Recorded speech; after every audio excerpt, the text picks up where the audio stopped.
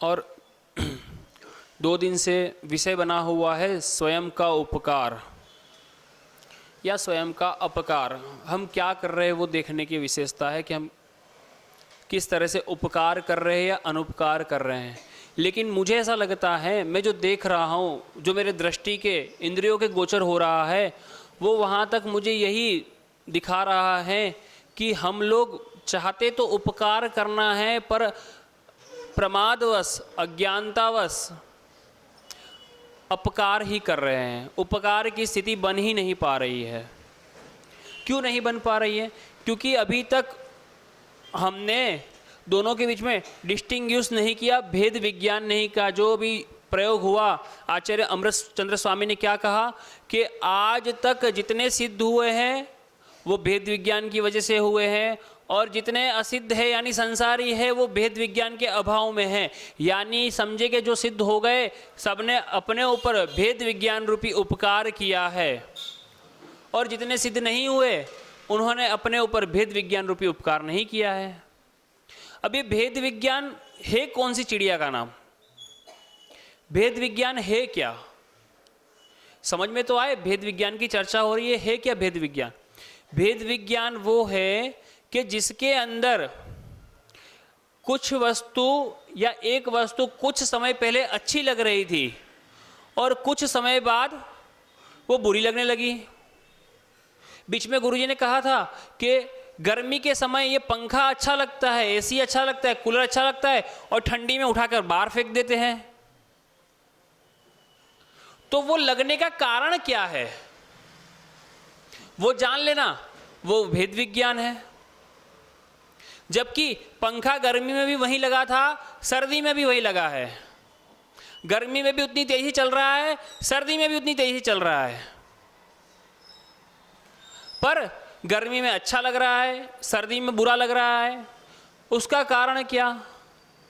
तब भी हवा दे रहा था, अभी भी हवा दे रहा है।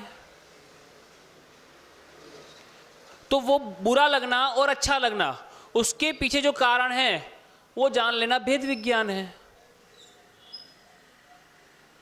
एक समय जवानी में अपना चेहरा आईने में निखारते हुए देखते हुए नहीं थकते थे, और एक उम्र आ गई बुढ़ापे में, अब आईने में देखना ही पसंद नहीं है।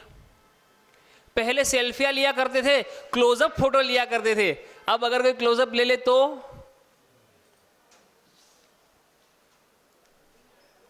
तो ये क्यों हो रहा है? ये परिस्थितियां क्यों खड़ी हुई? ये जान लेना भेद विज्ञान है। कोई वस्तु पहले भोजन में बहुत अच्छी लग रही थी, उसी वक्त खाते खाते पेट भर गया, और अब वो अच्छी लग रही है फिर भी जहर जैसी समझ में आ रही है। ये क्यों हुआ? ये जान लेना भेद विज्ञान है। पुद्गल को पुद्गल मान लेना और जीव को जीव मान लेना, ये भेद विज्ञान है। ये मान लेना कि जो पुद्गल दिख रहा है इसका जो बीज है वो जीव है, उसको चलाने वाला जीव है। ये जान लेना, ये मान लेना। जीव के जो परिणाम हैं, उसके द्वारा कर्मों का जो आश्रय हुआ, बंध हुआ, उसके अंतर्गत ये शरीर नाम कर्म के द्वारा जो शरीर प्राप्त हुआ, पर्याप्तियां हुई, इंद्रियों की पूर्तियां हुई, प्रशास्त अप्रशस्त विहायो गति मिली, सुस्वर दुस्वर नाम से स्वर मिला, सुभग दुर्भग नाम से प्रशस्त अप्रशस्त आपको अनुभूतियां हुई। ये जान लेना, ये भेद विज्ञान है। पर आप क्या करते हैं कि जो भी है उसका कर्ता मैं ही हूं। किसी को कोई अच्छा लग रहा है तो उसको अच्छा मानने वाला मैं हूं, कोई बुरा लग रहा है तो उसको बुरा मानने वाला मैं हूं, ये मान लेते हैं। ये समझते नहीं कि वो अच्छा लग रहा है, उसके पीछे उसकी भी कर्म प्रकृतियां कार्य कर रही है, और तेरे भी पिछले कर्म है जिसकी वजह से वो तेरे सामने आया। या बुरा लग रहा है या तेरे बुरे भाव खड़े हुए, तो उसके अंदर उसके भी पुराने कर्म प्रकृतियां काम कर रही है और तेरी भी पिछली कर्म प्रकृतियां है जो तेरे सामने वो बुरा बन के आया। उसमें अपनी राग द्वेष की परिणति कर लेना, यानी कि तूने अभी भेद विज्ञान नहीं किया। वहां पर हम लोग पढ़ते हैं, ये लाइन बार बार दोहराने में आती है, सत्वेषु मैत्रीम गुणीषु प्रमोदम क्लिष्टेषु जीवेषु कृपा परत्वम माध्यास्थ भावम विपरीत वृत्तो सदा ममात्मा विदधातु देव। तो यहां पर विपरीत वृद्धि माध्यस्थ भाव से लगानी है। तो कौन सी माध्यस्थ भाव, कौन से विपरीत बुद्धि से? यहां पर पहले लिख दिया प्रेम भाव करना है प्रत्येक जीव से, तो कौन से जीव से करना है? प्रेम भाव करना है प्रत्येक जीव से, यानी कि इस पुद्गल के अंदर जो बीज बैठा है, जीव बैठा है, उससे प्रेम करना है। और वहां पर कहा माध्यास्थ भावम विपरीत वृत्तो, तो ये जो पुद्गल है ना, उससे माध्यस्थ भाव रखना है। ये पुद्गल जो है विपरीत स्वभाव का है, क्योंकि आप लोग छेड़ाला में कहते हैं ना, आकाश पुद्गल आकाश काल धर्म अधर्म, इनसे विपरीत, इनसे न्यारी है जीव की चाल, ऐसा कहते हैं ना आप। तो जो बाकी जितने भी हैं वो सब आपसे विपरीत स्वभाव वाले हैं, ये कह देंगे ना यहां पर अपेक्षा से। तो इन सब से माध्यस्थ भाव रखना है, इन सब से माध्यस्थ भाव रखना है। फिर यहां पर सवाल उठेगा कि फिर राग और प्रेम में अंतर क्या है? राग भी तो प्रेम की परिणति है। नहीं, प्रेम तो जीव से करा और राग किससे करा? पुद्गल से, या पुद्गल के धारण करने वाले से राग करा। प्रेम तो करेगा जीव से करेगा, और आप जिसको प्रेम कर रहे हैं वो वासना या राग, जो भी शब्द इस्तेमाल करूं, अट्रैक्शन, आंखों का धोखा, जो भी कहूं, वो पुद्गल के साथ में है, आपका जीव के साथ में नहीं है। क्योंकि वहां पर तो कहा सत्वेषु मैत्रीम, यानी प्रत्येक जीव से प्रेम करो, प्रेम भाव हो सब जीवों से, प्रेम भाव हो, प्रत्येक जीव से प्रेम हो। पर हम क्या करते हैं?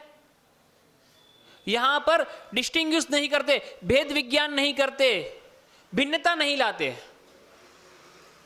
और कहते हैं एक तो आप लोग सुनते आधा है, उसके बाद समझते उससे भी आधा है, और रिएक्ट करते हैं 4 गुना। रिएक्ट करते 4 गुना। महाराज जी ने कहा कि प्रत्येक जीव से प्रेम करना। अरे भैया, जीव से प्रेम करना मतलब किसी के शरीर से प्रेम नहीं करना। जो शरीर के अंदर जो जीव बैठा है उससे प्रेम करना। प्रेम और राग में भेद विज्ञान। जब राग की बहुलता हो तब कौन सी दृष्टि कर लेना? नहीं, पर्याय दृष्टि कर लेना। और द्वेष की बहुलता हो तब द्रव्य दृष्टि कर लेना। आगे भी कहा था मैंने, तब प्रेम बनेगा। जब आप राग में पर्याय दृष्टि करेंगे कि ये शरीर खत्म हो जाएगा, इससे राग कर रहा हूं, अभी अच्छा दिख रहा है, चमक रहा है, पर बुढ़ापे में क्या होगा? जर्जरित हो जाएगा। तब पर्याय दृष्टि कर लेना कि इससे मैं राग कर रहा हूं। और द्वेष हो जाए, जैसे कि मारीच के जीव से द्वेष हो गया था, तो सोचना कि वही जीव आगे जाके वर्धमान स्वामी बना, तब द्रव्य दृष्टि कर लेना। तब समझ में आएगा प्रेम के अंतर्गत और प्रेम और मोह के अंतर्गत, दोनों के अंतर्गत क्या चीजें हैं, दोनों के अंदर डिस्टिंग्विश क्या है, वेद विज्ञान क्या है, तब समझ में आएगा। क्योंकि राग और द्वेष जो है वो मोह की 2 संतान है। तब समझ में आएगा कि प्रेम क्या है और मोह क्या है। और ये समझना कि प्रेम आसानी से भंग नहीं हो सकता, पर जो मोह है ना वो यूं भंग हो जाएगा।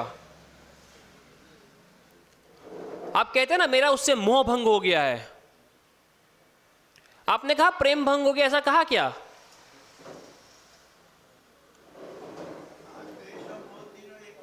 मोह की संतान 2, राग और द्वेष। मोह पिता और राग द्वेष उसकी 2 संतान, और दोनों की 2 संतान 4 कसाय में से लोभ और मायाचारी, ये हो गई राग की संतान, क्रोध और मान हो गया द्वेष की संतान। तो आप लोग जो करते हैं वो मोह करते हैं और कहते हैं कि हम तो प्रेम कर रहे हैं। किससे? शरीर से प्रेम कर रहे हैं। भैया शरीर से प्रेम का नाम ही मोह है।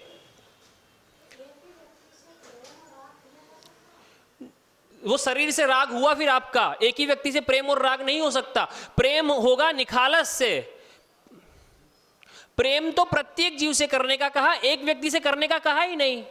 प्रेम होगा तो प्रत्येक जीव से होगा, वो सम्यक दृष्टि के होगा। आपको पहली बार देखा तो आपके जो दिगंबर वेश है, हाँ उससे मेरे को राग नहीं तो वो प्रशस्त राग है, वो वितरागता के प्रति आपका प्रशस्त राग है कि मैं उस तरफ आगे बढ़ना चाह रहा हूं, इसलिए आपको दिगंबरत्व से प्रेम हुआ। आपका जब आचरण देखा तो मेरे को वो भी प्रशस्त कहेंगे।